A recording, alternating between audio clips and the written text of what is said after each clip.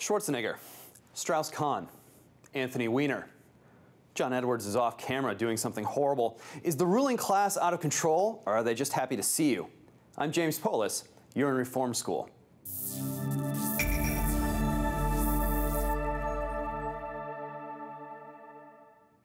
He's innocent until proven guilty, of course, but Weiner speaks for all politicians embroiled in scandal as he embarks on a grand media tour to blame the system. It seems to me that this is what goes on in the internet world, in the social media world of 2011, that sometimes these things happen. Have you ever taken a picture like this of yourself?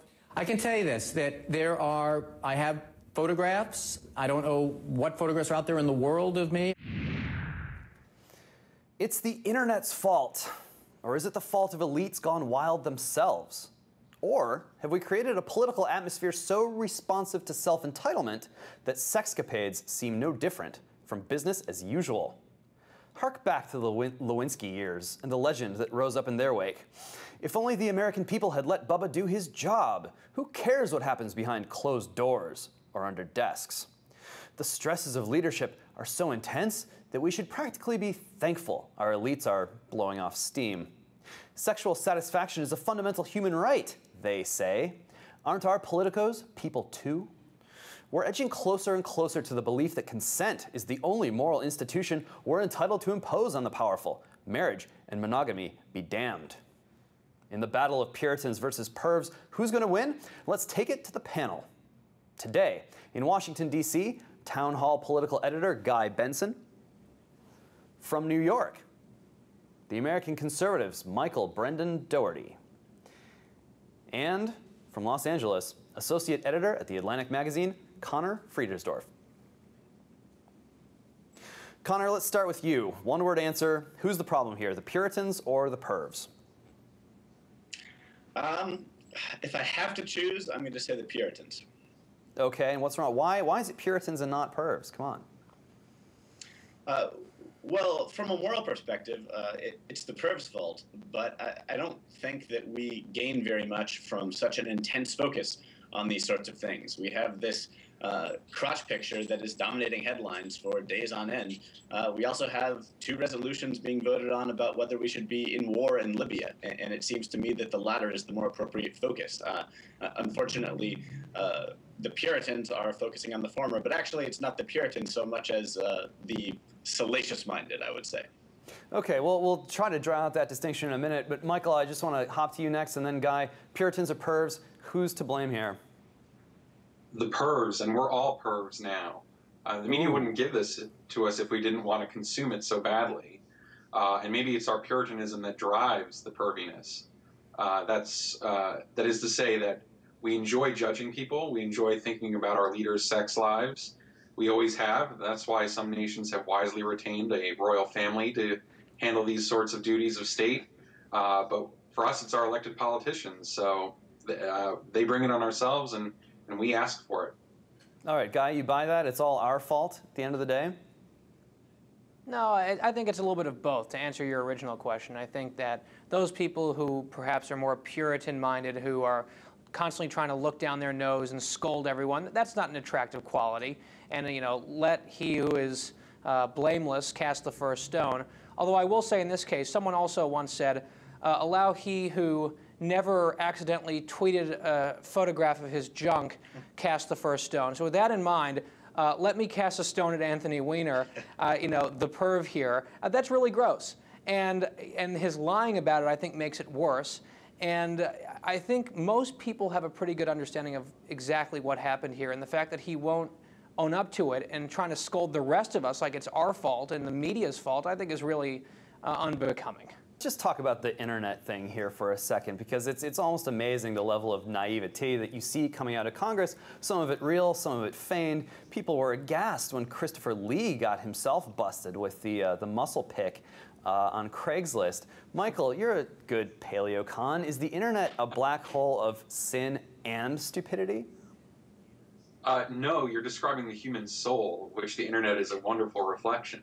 Perhaps I have to play the believer in total depravity today, but the fact is that the internet is what is being put out there. I mean, this was in Christopher Lee to do this. The internet was just the technology that enabled him to do it, and then allowed the image to be sent to Gawker and to be seen by everyone. Is it enabling these guys, though, these powerful guys who think that they're sort of bulletproof and they can disappear into the internet and sort of live this, this alternate life, or at least act out little fantasies that might correspond to that kind of thing? Absolutely. I mean, there is an issue where I think people, when they're on Craigslist, think that they're in some dark corner of the internet that will never be discovered, that they're somehow in the shadows. They're not. The internet is nothing if not brightened with light, backlit with it. All right, Connor, there's an irony here I want to talk about. Society condemning the Puritans, right? But everyone who defends the Strauss-Kahn or the Arnold or the John Edwards gets called a sexist. You look in the Washington Post, you look all over the media, people say, no, Ben Stein, who tried to defend Strauss-Kahn, you're a sexist. Up and down the line, privileging the powerful through sexism.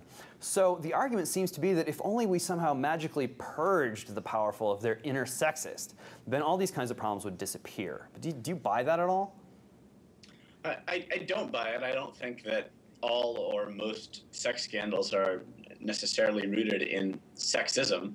I think that there are all sorts of ways that these politicians exploit people of their very own sex. I think that we are just more prone to gravitate toward the objectionable things that they do that have some sex angle. And, this is partly, as Michael said, because we're drawn to these things. We have an inner gossip, and we always have, and we always will. So let's focus on this titillation factor. We've got the New York Times running a little piece, a blog by a guy named Michael Powell. He's basically accusing the media of being the facilitator of what I think you're all saying is lurking in the depths of our soul, being too pervy and too puritanical at the same time. The quote is, sexual titillation seems to put the media in a swoon. Guy Benson, what gives? Is the media doing us all a disservice here? I guess an argument could be made that they are on some level, but I think that perhaps a better way to look at this, or maybe the prism through which we should view this entire controversy, particularly now with Anthony Weiner, you mentioned Chris Lee earlier, it's not Puritans versus perverts. I think the word that I would focus on is arrogance.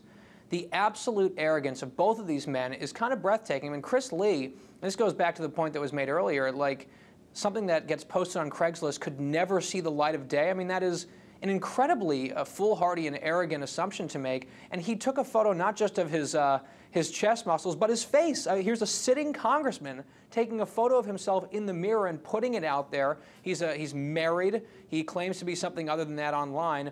I mean, just the fact that he assumed like he would never get caught or he'd get away with it, that was kind of surprising.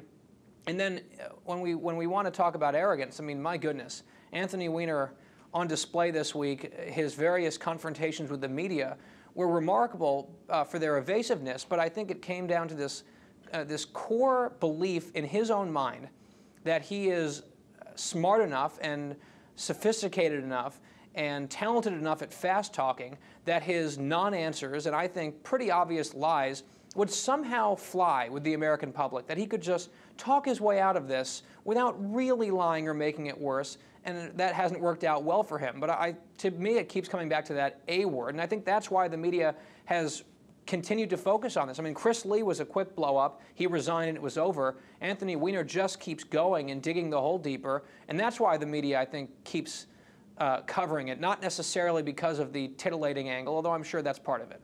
Well, it worked so well for John Edwards, another guy who's up there in the rarefied heights of arrogance. This is a guy, John Edwards, who could very well have been president of the United States or the Democratic nominee if Barack Obama had been abducted by aliens and Hillary Clinton had been torn apart by honey badgers. So I want to ask what the solution here is. As we close out, let's do a little lightning round here. More mockery or better human beings? Michael, we'll start with you. More mockery makes for better human beings. There you go. Connor. Yeah, we need to stigmatize this behavior, and when we stigmatize it, people will respond. Great. Connor, you buy that? You can have our cake and eat it too. More mockery equals better human beings?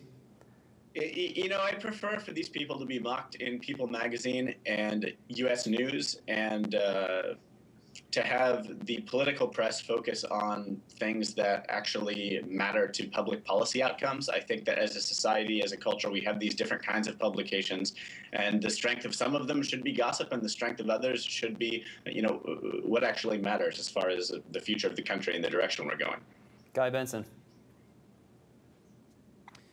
I think that, yeah, as long as people are going to get caught up in this, a certain degree of mockery is probably deserved. As a Christian, I'm a strong believer in the precept that all have sinned, and so none of us here, is without blame or some sort of misstep in his life. So I think that that's something that everyone needs to understand. And for the love of God, let's all talk about the fact that there are a few bad apples, perhaps more that we don't know about at the moment, and perhaps they'll have their day in the spotlight, the unwanted limelight. But there are also a lot of really good, honest people with integrity serving in public office in Washington and elsewhere, trying to solve these important issues. And I think sometimes the bad guys maybe dominate the media and the news coverage more than they should, compared to the folks who are actually putting their nose to the grindstone, doing their job, and being good people at the same time. Okay, so that lightning round was a little more of a slowly rolling thunder round. So to close us out here, yes or no answers. Michael, Connor, Guy, are we going to get serious in politics going into this election season, or is it silly time?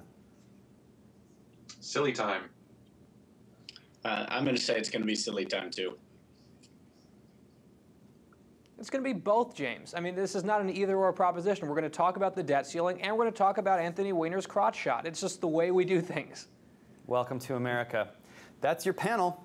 From Washington, D.C., Town Hall political editor Guy Benson. Out in New York, the American conservatives, Michael Brendan Doherty. And in Los Angeles, associate editor at The Atlantic Magazine, Connor Friedersdorf. Until next time, I'm James Polis. This is Reform School.